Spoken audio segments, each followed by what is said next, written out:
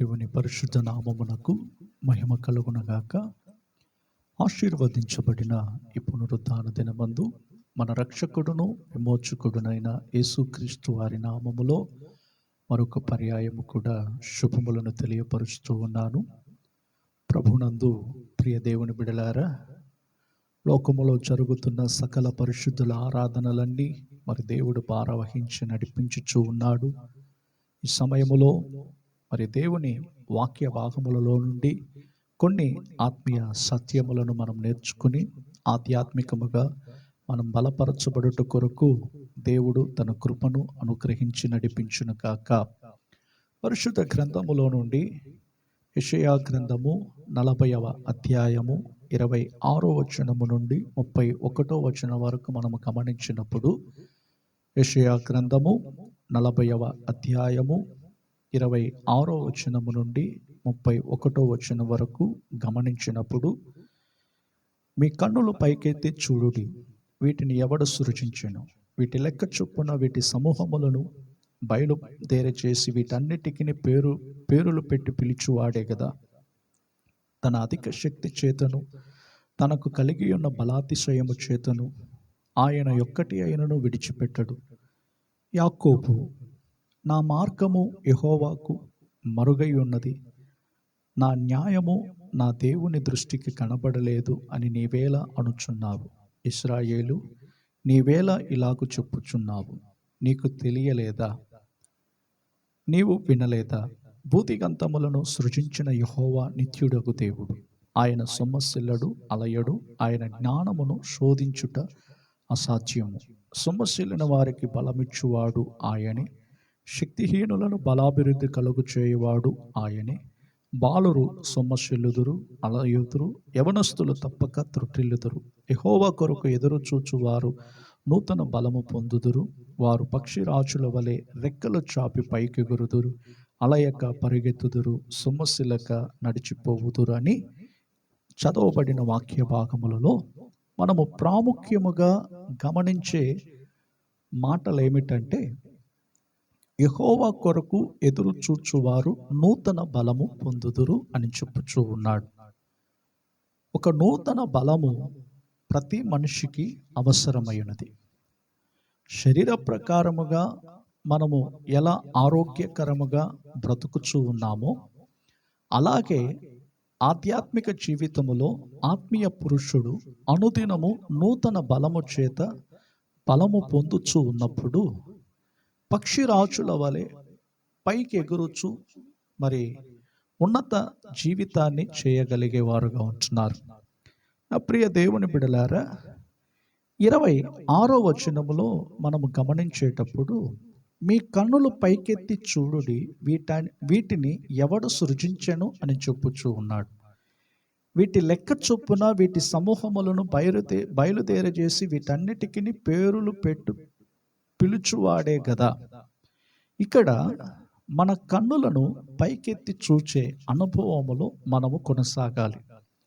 ఎందుకంటే దేవుడు సమస్తమును సృష్టించాడు.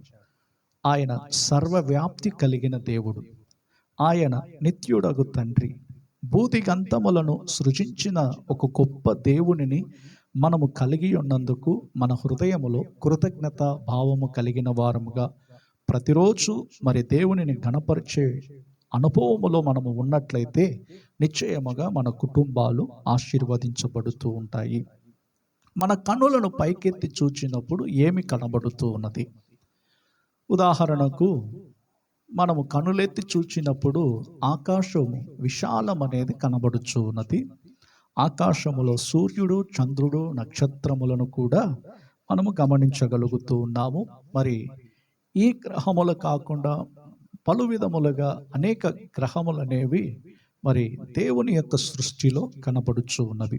ఇందుకనే మరి దావీదు భక్తుని యొక్క జీవితములో మరి దేవుడు చేసిన సృష్టి యావత్తును కూడా ఏ విధముగా ఆయన పొగుడుచూ ఉన్నాడు, ఏ విధముగా దావీదు తన జీవితములో తన కనులను పైకెత్తి దేవుని యొద్ద నుండి సహాయము పొందుకోగలుగుచూ ఉన్నాడో వాక్య భాగములలో మనము గమనించినట్లయితే నిశ్చయముగా మరి దేవుడు చేసిన సృష్టి యావత్తులో కూడా ఆయన మహిమను వివరించుచు ఉన్నట్లుగా దేవుని వాక్యము మనకు స్పష్టముగా తెలియచేయచ్చు ఉన్నది.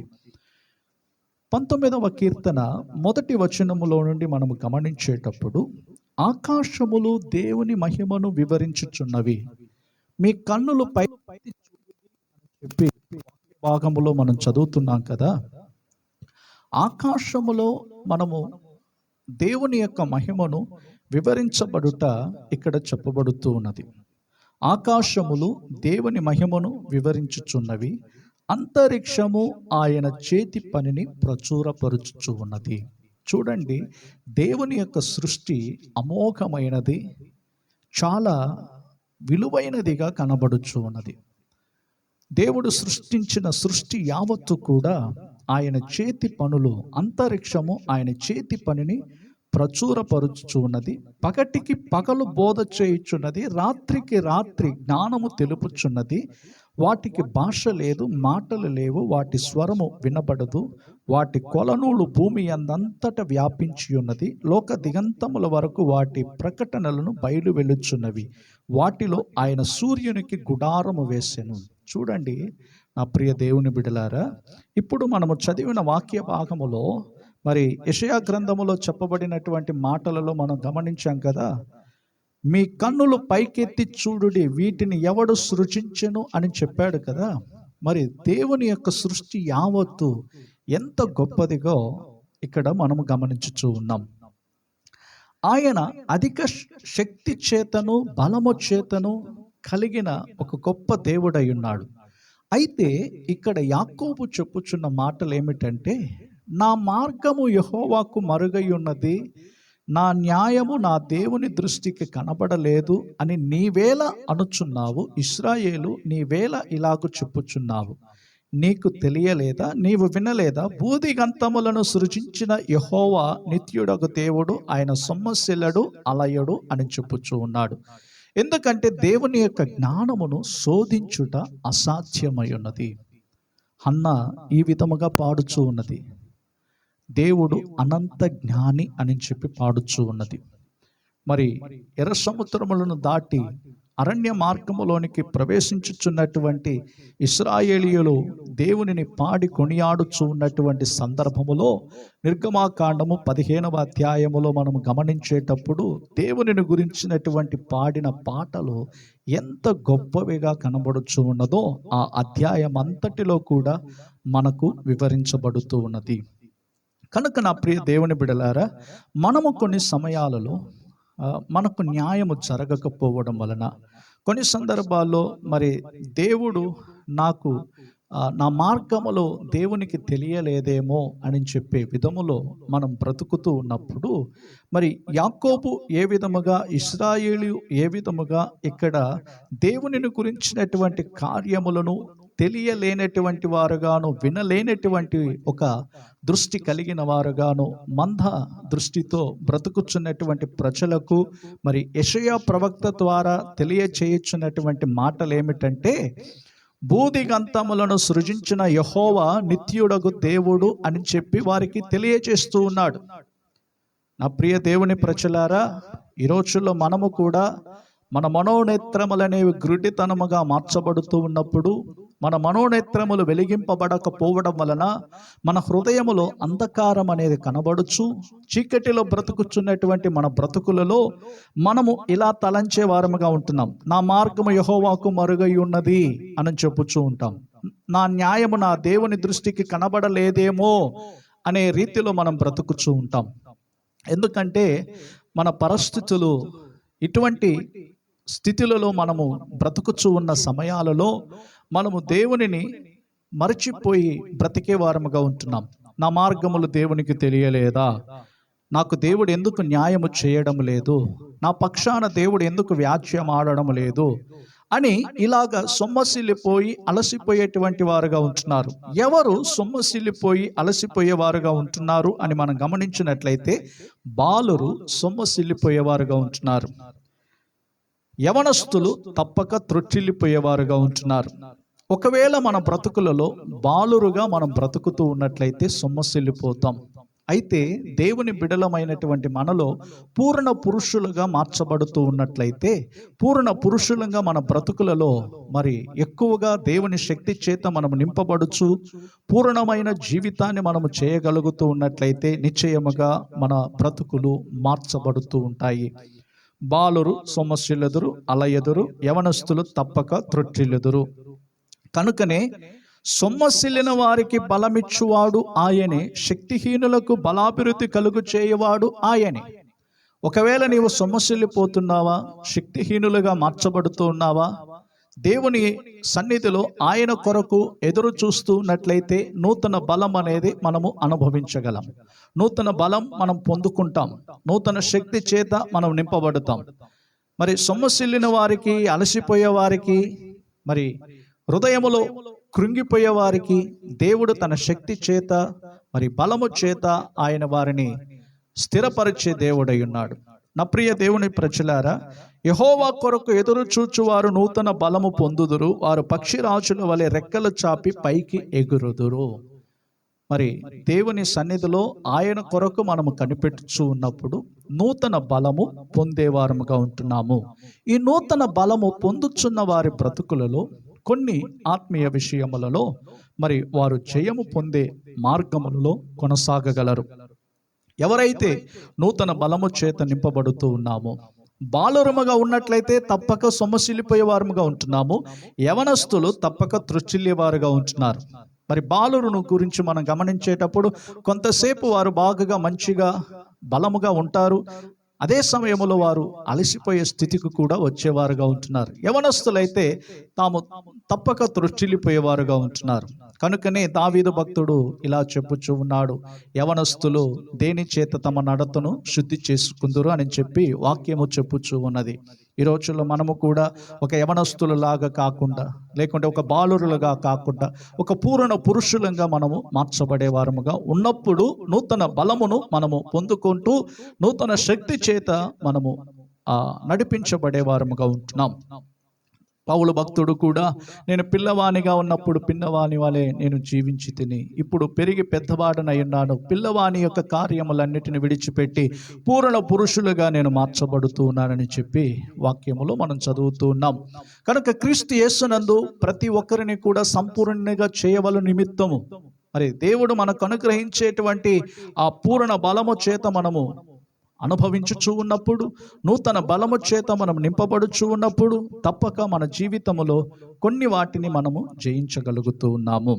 మరి మీకా గ్రంథము 3వ అధ్యాయము 8వ వచనములో మనం చదివినట్లయితే, మీకా గ్రంథము 3వ అధ్యాయము 8వ వచనములో, నేనైతే యాకోబు సంతతి వారికి తమ దోషమును, ఇశ్రాయేలీయులకు తమ పాపమును కనపరుచుటకై యెహోవా ఆత్మావేశము చేత బలముతోనూ తీర్పు తీర్చు శక్తితోనూ ధైర్యముతోనూ నింపబడిన వాడనై ఉన్నాను అని చెప్పుచూ ఉన్నాడు.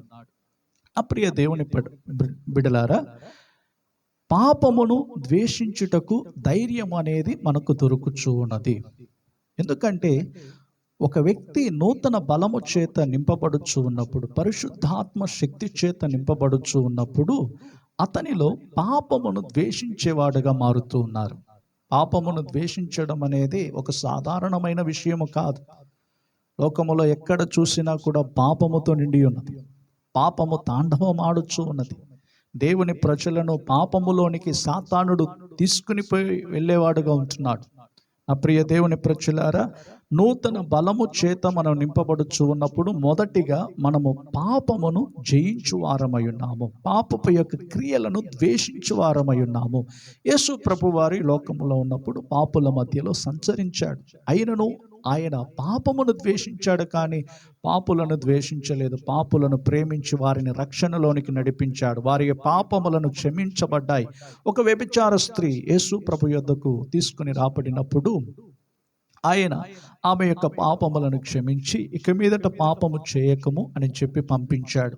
మరి నా ప్రియ దేవుని బిడలారా, ఆ స్త్రీ యొక్క పరిస్థితి అక్కడున్నటువంటి ఆ యూద ప్రజలందరికీ తెలిసినప్పటికీ యేసు ప్రభువారు ఆమెను క్షమించి విడిచిపెట్టాడు. మరి ఈ రోజుల్లో మన బ్రతుకులలో కూడా ఎంతటి ఘోర పాపులైనప్పటికీ దేవుడు తన యొద్దకు వచ్చి వారిని ఏమాత్రము కూడా త్రోసివేయకుండా వారిని ప్రేమించి కరుణించి క్షమించే దేవుడై ఉన్నాడు. ఇటువంటి ఒక గొప్ప దేవునిని కలిగి ఉన్నప్పుడు ఆయన కొరకు మనం ఎదురు చూస్తూ ఉన్నట్లయితే నూతన బలం అనేది మనము పొందుకుంటున్నప్పుడు నిశ్చయముగా మనము మన జీవితాలలో పాపమును ద్వేషించుటకు ధైర్యం అనేది కలుగుచూ ఉన్నది. రెండవదిగా మనము గమనించినట్లయితే ఈ నూతన బలం అనేది ఒక మనిషినిలో శరీర బలము కంటే అధిక బలమును కలిగినదిగా మనము గమనించగలం.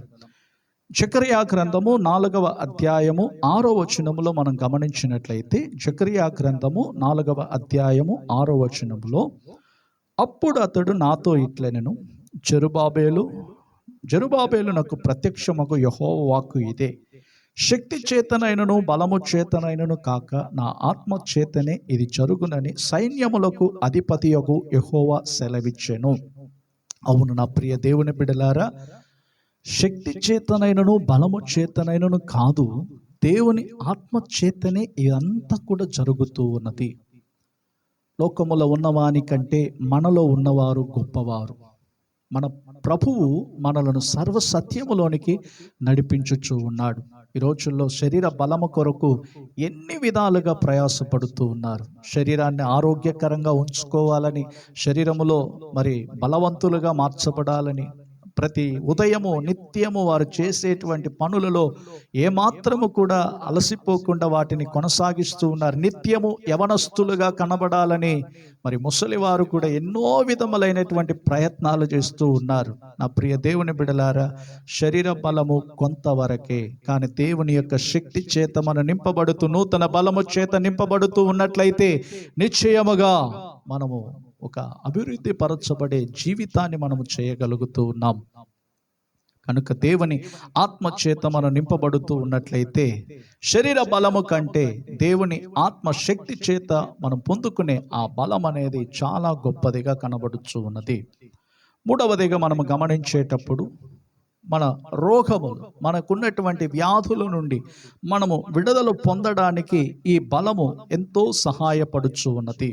అపోస్తులుల కార్యములు 19వ అధ్యాయము 11-12 వచనములలో మనం గమనించినప్పుడు, మరియు దేవుడు పౌలు చేత విశేషమైన అద్భుతములను చేయించెను, అతని శరీరమునకు తగిలిన చేతి గుడ్డలనైనను నడికట్లైనను రోగుల యొద్దకు తెచ్చినప్పుడు రోగములు వారిని విడిచెను, దయ్యములు కూడా వదిలిపోయెను. చూడండి, మరి ఈ నూతన బలం అనేది ఒక మనిషిని జీవితములో తాను పొందుకున్నట్లయితే తన శరీరములో ఉన్నటువంటి రోగములన్నిటిని కూడా జయించగలుగుతూ ఉన్నాడు. ఈ రోజుల్లో చివరి దినాలలో ఎన్నో విధములైనటువంటి రోగములు అనేవి కనబడుచు ఉన్నవి. భయంకరమైనటువంటి రోగములు, డాక్టర్లు కూడా కనుగొనలేనటువంటి వైరస్లు అనేవి మరి లోకములో భయంకరముగా వ్యాధులు అనేవి కనబడుచు ఉన్నాయి. కనుక నా ప్రియ దేవుని జనులారా, మనమందరము కూడా దేవుని శక్తి చేత మనం నింపబడుతూ మరి దేవుని ఆత్మకు మనము చోటిచ్చినట్లయితే నిశ్చయముగా మనకున్నటువంటి వ్యాధులలో నుండి మనము విడుదల పొందేవారముగా మార్చబడగలము. ఎందుకంటే మరి మనకున్నటువంటి వ్యాధులు, బలహీనతలు, వీటన్నిటి మధ్యలో కూడా మరి దేవునిని, ఆయన శక్తిని మనము ఎరిగిన వారమైనట్లయితే ఇవన్నీ కూడా ఒక లెక్కకు రానే రావు. ఎందుకంటే ఈ శ్రమల గుండా మనము వెళ్ళుచూ ఉన్నప్పుడు దేవుడు మనకిచ్చేటువంటి మహిమ చాలా గొప్ప మహిమ అయి ఉన్నది. చివరిగా ఒక మాట చెప్పి నేను ముగిస్తాను. ఇక్కడ కొరింథీయులకు రాసిన మొదటి పత్రిక 2వ అధ్యాయము 4వ వచనములో మనం గమనించినప్పుడు, కొరింథీయులకు రాసిన మొదటి పత్రిక 2వ అధ్యాయం 4వ వచనములో, మీ విశ్వాసము మనుష్యుల జ్ఞానమును ఆధారము చేసుకొనక దేవుని శక్తిని ఆధారము చేసుకుని ఉండవలనని చెప్పుచూ ఉన్నాడు. మనుషుల యొక్క జ్ఞానమును ఆధారము చేసుకునక దేవుని శక్తిని ఆధారము చేసుకునే అనుభవములో మరి దేవుని ప్రజలు ముందుకు కొనసాగాలి. ఇక్కడ అదే విషయములను మనము గమనించాం. యెషయా గ్రంథములో 40వ అధ్యాయము చివరి వచనములో మనం గమనించేటప్పుడు, యెహోవా కొరకు ఎదురు చూచు వారు నూతన బలము పొందుదురు, వారు పక్షిరాజుల వలె రెక్కలు చాపి పైకి ఎగురుదురు, అలయక పరిగెత్తుదురు, సొమ్మసిల్లక నడిచిపోవుదురు. ఈ వాక్యము యొక్క ఆత్మీయ అర్థం ఏమిటంటే, పరిశుద్ధాత్మ చేత మనము నింపబడుచు ఉన్నప్పుడు, దేవుని శక్తి చేత మనము నడిపించబడుతూ ఉన్నప్పుడు మనము అలసిపోము, సొమ్మసిల్లిపోము. ఒకవేళ సొమ్మసిల్లిపోతున్నప్పుడు, అలసిపోతున్నప్పుడు ఆ దేవుడే మనలను బలపరుచువాడై ఉన్నాడు. కనుకనే ఇక్కడ చెప్పబడిన మాటలలో ఆయన జ్ఞానమును శోధించుట అసాధ్యము, సొమ్మసిల్లిన వారికి బలమిచ్చువాడు ఆయనే, శక్తిహీనులకు బలాభివృద్ధి కలుగు చేయువాడు ఆయనే అని చెప్పాడు. కనుక దేవుని సన్నిధిలో ఆయన కొరకు మనం ఎదురు చూద్దాం. ఈ పునరుత్థాన దినమందు పాలు పొందిన మనమందరము కూడా దేవుని సన్నిధిలో ఆయన కొరకు మనము కనిపెట్టుచూ ఉన్నట్లయితే నూతన బలము మనందరికీ దేవుడు దయచేయును కాక. ప్రేమ కలిగిన మా పరలోకపు తండ్రి, ఆశీర్వదించబడిన ఈ పునరుత్థాన దినమందు మీ సన్నిధిలో పాలు పొందిన మా అందరి బ్రతుకులలో ఒక నూతన బలము చేత నింపబడాలని ప్రభువా మీ సన్నిధికి వచ్చి ఉన్నాము. మరి ఈ వారమంతటికి కావలసిన నూతన బలము చేత మమ్మల్ని నింపి బలపరచుమని ప్రార్థిస్తూ ఉన్నాము. మరి ముఖ్యముగా మీ సన్నిధిలో పాలు పొందిన ప్రతి ఒక్కరూ కూడా రిక్తముగా తిరిగి వెళ్లకుండా నూతన బలము చేత పొందుకుని తిరిగి వెళ్ళడానికి కృప చూపండి. ప్రతి ఒక్కరి పట్ల ప్రభువా మీరు ఎంతో నాదా కనికరము చూపే దేవుడై ఉన్నారు తండ్రి. నీతి న్యాయములు కలిగిన దేవా మీకు స్తోత్రాలు చెల్లిస్తూ ఉన్నాం. సొమ్మసిల్లిన వారికి బలవిచ్చువారు మీరే తండ్రి, అలసిన వారిని బలపరుచువారు మీరే తండ్రి. అవును ప్రభువా, సమస్యలతోనూ కష్టములతోనూ ఇబ్బందులతోనూ అలసిపోతున్నటువంటి ప్రజలకు ప్రభువా ధైర్యమునిచ్చే దేవా మీకు స్తోత్రాలయ్యా. అవును తండ్రి, ప్రతి కుటుంబాన్ని మీరు జ్ఞాపకం చేసుకునండి. వారు చేస్తున్న ఉద్యోగ స్థలములలోను వ్యాపారములను ప్రభువా మీరు దీవించి ఆశీర్వదించమని ప్రార్థిస్తూ ఉన్నాం. వారమంతటిలో కూడా మీ కాపుదలలో ప్రభువా ప్రతి కుటుంబాన్ని ఉంచి మీరు కాపాడండి. ఎవరైతే నూతనముగా ఈ వర్తమానములను వింటూ ఉన్నారో వారిని కూడా మీరు దీవించి ఆశీర్వదించండి. రక్షణను మీరు కలుగు చేయండి దేవా. మీరు సృష్టించిన సృష్టికర్త అని చెప్పి ప్రతి ఒక్కరు కూడా తెలుసుకోవడానికి కృప చూపండి. సమస్త స్తుతి ఘనత మహిమ ప్రభావములు మీరే పొందుకోమని యేసు నామములో ప్రార్థించుచున్నాము తండ్రి, ఆమేన్. మన తండ్రి అయిన దేవుని యొక్క ప్రేమయు, కుమారుడైన యేసుక్రీస్తు వారి యొక్క కృపయు, పరిశుద్ధాత్మ యొక్క అన్యోన్య సహవాసమును ఇప్పుడు ఎల్లప్పుడు ప్రభు రాకడ వరకు తోడయుండును గాక, ఆమేన్. కనుక నా ప్రియ దేవుని ప్రజలారా, ప్రతిరోజు మరి ఆత్మీయ వర్తమానములు ఈ ఛానల్ ద్వారాగా మీకు అందించబడుతూ ఉన్నది. తప్పక మరి ఆత్మీయ వర్తమానములను వింటూ ఆధ్యాత్మిక జీవితములో బలపరచబడండి. మనమందరము కూడా మధ్యాకాశములో మన ప్రభువును ఎదుర్కోవడానికి మరి ఆయన మనకు అందరికీ కృప దయచేయును గాక. ప్రభువు మిమ్మలను మీ కుటుంబాలను ఆశీర్వదించి దీవించును గాక. Praise the lord.